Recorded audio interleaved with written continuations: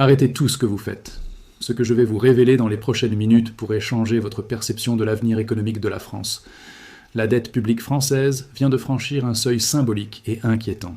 120% du PIB. 120%. Pour mettre cela en perspective, c'est le niveau où la Grèce se trouvait juste avant sa crise catastrophique de 2010. La question que tout le monde se pose, mais que personne n'ose formuler clairement, est « La France va-t-elle subir le même destin que la Grèce ?» Allons-nous vers un scénario de crise de la dette, d'austérité brutale, d'intervention du FMI? Salut à tous et bienvenue sur la chaîne. Si vous êtes nouveau ici, on analyse l'économie avec des faits, des chiffres, sans idéologie politique. Abonnez-vous maintenant, likez cette vidéo et restez jusqu'à la fin parce que ce sujet est absolument crucial pour votre avenir financier. Aujourd'hui, nous sommes en février 2026 et la situation de la dette française n'a jamais été aussi préoccupante depuis la fin de la Seconde Guerre mondiale. Avant d'aller plus loin, disclaimer absolument essentiel, cette vidéo est purement éducative et analytique. Ce n'est pas un conseil financier ou politique. Je vais vous présenter des données publiques officielles, des analyses d'institutions reconnues et différents scénarios possibles. Mais je ne prédis pas l'avenir et je ne vous dis pas quoi faire avec votre argent. Consultez toujours des professionnels qualifiés pour vos décisions financières. Commençons par les chiffres, les vrais chiffres. Selon les dernières données de l'INSEE, publiées en janvier 2026, la dette publique française s'établit à 3 200 milliards d'euros. 3 200 milliards. C'est 121,3% du PIB français. Pour vous donner une échelle, c'est environ 115 000 euros de dette par contribuable. Chaque personne qui paie des impôts en France doit théoriquement 115 000 euros. Et cette dette augmente chaque jour. Chaque seconde, la France emprunte environ 2 500 euros supplémentaires. Pendant que vous regardez cette vidéo, la dette aura augmenté de plusieurs millions d'euros. Maintenant, comparons avec la Grèce en 2010, juste avant sa crise.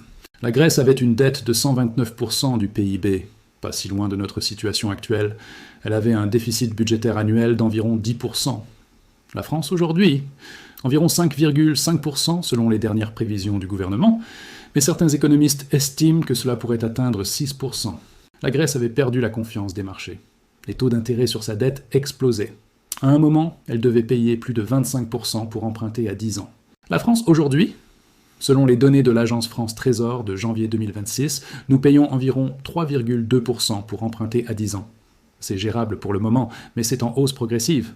Alors, sommes-nous dans la même situation que la Grèce de 2010? La réponse honnête est « pas exactement », mais il y a des similitudes inquiétantes et des différences importantes à comprendre. Commençons par les différences. Pourquoi la France n'est pas la Grèce? Différence numéro 1, la taille et la diversification de l'économie. La France est la 7e économie mondiale.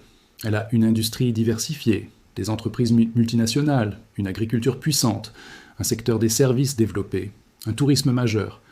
L'économie grecque était beaucoup plus petite et moins diversifiée. Cette diversification rend la France plus résiliente aux chocs. Si un secteur souffre, d'autres peuvent compenser partiellement. Différence numéro 2, la Banque centrale européenne. Contrairement à 2010, la BCE aujourd'hui est beaucoup plus interventionniste. Elle a démontré sa volonté d'acheter massivement de la dette des États membres pour stabiliser les marchés. Le programme de quantitative easing et les différents outils développés depuis la crise grecque protègent partiellement la France. La Grèce en 2010 ne bénéficiait pas de ce filet de sécurité au même degré. Différence numéro 3, la crédibilité institutionnelle. La France a des institutions solides, une administration compétente, une tradition de stabilité politique relative. La Grèce avait des problèmes structurels profonds de corruption, d'évasion fiscale massive, de statistiques peu fiables. Les marchés font davantage confiance aux chiffres français qu'ils ne faisaient confiance aux chiffres grecs. Différence numéro 4, la capacité fiscale. La France a un des taux de prélèvement obligatoires les plus élevés d'Europe, environ 48% du PIB. Cela signifie qu'en théorie, il y a moins de marge pour augmenter les impôts qu'en Grèce, où l'évasion fiscale était endémique. Mais paradoxalement, cela signifie aussi que la France a déjà mobilisé massivement ses ressources fiscales. Il est difficile de taxer beaucoup plus sans provoquer une fuite des capitaux et des talents. Maintenant, parlons des similitudes. Pourquoi il faut s'inquiéter? Similitude numéro 1, le niveau absolu de la dette. 120% du PIB, c'est énorme. C'est insoutenable à long terme sans croissance forte. Et la croissance française est faible. Selon l'INSEE, la prévision pour 2026 est d'environ 1,2%, insuffisant pour réduire significativement le ratio dette sur PIB. Similitude numéro 2, le déficit structurel. Comme la Grèce, la France a un problème de déficit structurel.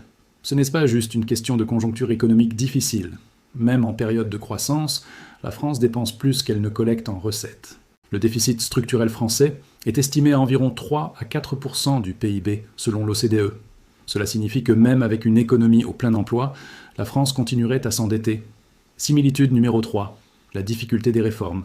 La Grèce avait une société profondément résistante aux réformes structurelles. La France aussi. Chaque tentative de réforme significative provoque des manifestations massives, des grèves, une opposition politique féroce. Réforme des retraites? Contestée. Réforme du marché du travail? Contestée. Réduction des dépenses publiques? Impopulaire et difficile. Cette rigidité rend l'ajustement budgétaire extrêmement lent et compliqué. Similitude numéro 4, la dépendance au financement extérieur. Environ 60% de la dette française est détenue par des investisseurs étrangers, selon la Banque de France. Cela signifie que la France dépend de la confiance continue des marchés internationaux. Si cette confiance se brise, comme cela s'est produit pour la Grèce, les taux d'intérêt peuvent exploser très rapidement. Maintenant, parlons des scénarios possibles. Où va la France? Scénario numéro 1, le muddling through, ou on s'en sort tant bien que mal. Dans ce scénario, la France continue comme maintenant. Déficit à 5 ou 6%, dette qui augmente lentement mais sûrement. Réforme minimale et progressive. La BCE continue à soutenir indirectement le marché de la dette française. Ce scénario peut durer des années, voire une décennie. Mais il a des limites. À un moment, soit la BCE change de politique, soit les marchés perdent patience, soit un choc externe révèle la fragilité du système. Probabilité selon les économistes interrogés, environ 40%. Scénario numéro 2. La réforme réussit. La France met en œuvre des réformes structurelles significatives. Réduction progressive des dépenses publiques. Augmentation de l'âge de la retraite au-delà de 64 ans. Réforme de la fonction publique. Simplification administrative. Ces réformes stimulent la croissance à moyen terme. La France réduit progressivement son déficit. La dette se stabilise puis commence à baisser lentement. Ce scénario nécessite un courage politique exceptionnel et une acceptation sociale difficile. Les exemples de réussite existent. Suède dans les années 90, Canada dans les années 2000. Probabilité, environ 25% selon les analystes. Scénario numéro 3, la crise contrôlée. Les marchés commencent à douter de la France. Les taux d'intérêt augmentent significativement, passant de 3% à 5 ou 6%. Cela rend le service de la dette beaucoup plus coûteux. La France est forcée de demander de l'aide. Plan de soutien européen conditionné à des réformes strictes, pas aussi brutal que le programme grec, mais un programme d'austérité tout de même. Réduction des dépenses publiques de 10 à 15% sur 3 à 5 ans. Augmentation de certains impôts, privatisation d'actifs publics, gel des salaires dans la fonction publique. Ce scénario est douloureux, mais évite l'effondrement total. La France conserve son accès au marché, mais sous conditions strictes. Probabilité, environ 25%. Scénario numéro 4. Le scénario grec complet. C'est le pire scénario. Perte totale de confiance des marchés. Taux d'intérêt qui explosent à 10% ou plus. Incapacité de refinancer la dette aux conditions de marché. Intervention du FMI. Programme d'austérité draconien. Réduction massive des retraites, des salaires publics, des services. Récession profonde, chômage explosif. Instabilité sociale majeure. Mais est-ce vraiment possible pour la France? La plupart des économistes disent peu probable, mais pas impossible. Probabilité, environ 10% selon les estimations les plus pessimistes. Maintenant, la question cruciale, qu'est-ce qui pourrait déclencher une crise? Déclencheur possible numéro 1, un changement de politique de la BCE. Si la BCE arrête de soutenir indirectement le marché de la dette française, ou si elle augmente ses taux de manière trop agressive, cela pourrait créer une pression insoutenable sur les finances françaises. Déclencheur possible numéro 2, une crise politique majeure. Si la France connaît une instabilité politique prolongée, un gouvernement incapable de passer des budgets, ou une remise en question fondamentale de l'appartenance à l'euro, les marchés pourraient paniquer. Déclencheur possible numéro 3, un choc externe. Une nouvelle crise financière mondiale, une récession profonde en Europe, une crise géopolitique majeure. Tout événement qui fragiliserait massivement l'économie française pourrait transformer le problème de dette gérable en crise aiguë. Déclencheur possible numéro 4, un effet domino. Si un autre grand pays européen, Italie par exemple, entre en crise de dette, cela pourrait créer une contagion touchant la France. Maintenant, parlons de ce que cela signifie pour vous concrètement. Si la France continue sur la trajectoire actuelle sans crise, vous verrez probablement des impôts qui augmentent progressivement, particulièrement sur les classes moyennes et moyennes supérieures, qui sont plus difficiles à taxer de manière indolore, des services publics qui se dégrade lentement. Moins d'investissements dans les infrastructures, les écoles, les hôpitaux. Pas un effondrement brutal, mais une érosion continue. Une pression continue sur les retraites. Âge de départ qui augmente, montant qui n'augmente pas aussi vite que l'inflation. Si la France entre dans un scénario de crise contrôlée, vous verrez des mesures d'austérité significatives mais réparties. Peut-être 10 à 15% de réduction des dépenses publiques sur 3 à 5 ans. Une récession probable. Peut-être 2 à 3 ans de croissance négative ou très faible. Chômage qui augmente. Des réformes structurelles forcées. Ce qui ne se fait pas volontairement sera imposé par les marchés ou les institutions européennes. Si la France entre dans un scénario grec complet, vous verrez des coupes brutales. Réduction des retraites de 20 à 30%, salaire public réduit, services publics décimés, une récession profonde, 5 ans ou plus de contraction économique, chômage à 15 ou 20%, une instabilité sociale majeure, manifestations, possibilité de troubles importants. Mais répétons-le, ce dernier scénario est considéré comme peu probable par la majorité des économistes. Maintenant, que devez-vous faire avec cette information? Stratégie numéro 1. Diversifiez géographiquement vos actifs. Si vous avez de l'épargne significative, ne gardez pas tout en France ou dans des actifs libellés uniquement en euros. Une partie en dollars, en francs suisses, en actifs internationaux, peut servir de couverture. Stratégie numéro 2. Réduire votre exposition à la dette française. Si vous détenez des obligations d'État françaises ou des obligations d'entreprises françaises très dépendantes de l'État, réévaluez cette exposition. Diversifiez vers d'autres pays plus solides financièrement. Stratégie numéro 3. Investir dans des actifs réels. En période d'incertitude monétaire et fiscale, les actifs réels comme l'immobilier bien situé, certaines matières premières ou des actions de société avec des actifs tangibles peuvent mieux résister. Stratégie numéro 4. Améliorer votre employabilité. Dans tous les scénarios, sauf le plus optimiste, le marché du travail va devenir plus difficile.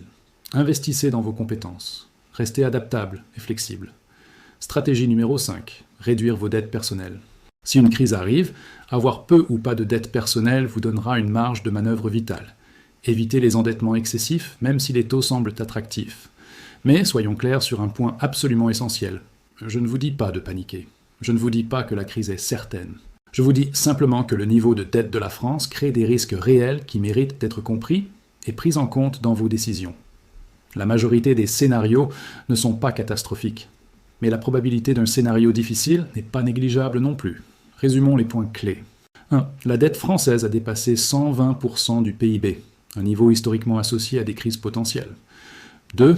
La France n'est pas exactement dans la situation de la Grèce de 2010, avec des différences importantes, notamment la taille de l'économie et le soutien de la BCE. 3. Mais il y a des similitudes inquiétantes, notamment le déficit structurel et la difficulté des réformes. 4. Plusieurs scénarios sont possibles, du modeling through à la crise grave, avec des probabilités variables. 5. Les déclencheurs potentiels d'une crise incluant un changement de politique de la BCE, une instabilité politique ou un choc externe. 6. Même sans crise grave, la situation actuelle signifie probablement des impôts plus élevés, des services dégradés et une pression sur les retraites. 7. Il existe des stratégies prudentes pour se protéger sans tomber dans le catastrophisme. N'oubliez pas, cette vidéo est purement éducative. Consultez des professionnels qualifiés pour vos décisions financières personnelles. Si cette analyse vous a été utile, likez cette vidéo et abonnez-vous à la chaîne pour plus de décryptages économiques sans langue de bois. Laissez un commentaire ci-dessous. Quel scénario vous semble le plus probable? Êtes-vous inquiet pour l'avenir financier de la France? Avez-vous pris des mesures de protection? Partagez cette vidéo avec vos proches parce que cette question concerne l'avenir de tous les Français. Merci d'avoir regardé jusqu'au bout. Merci de vous être informé plutôt que de fermer les yeux sur cette réalité. La dette publique n'est pas juste un chiffre abstrait. C'est une contrainte réelle qui va façonner l'avenir économique de la France et donc votre avenir. Restez informés, restez vigilants et prenez les décisions qui protègent votre famille. À très bientôt pour une prochaine analyse de l'économie française. La France va-t-elle subir le scénario grec? Probablement pas exactement, mais elle devra faire des choix difficiles. Et plus ces choix sont retardés, plus ils seront douloureux quand ils deviendront inévitables. À bientôt.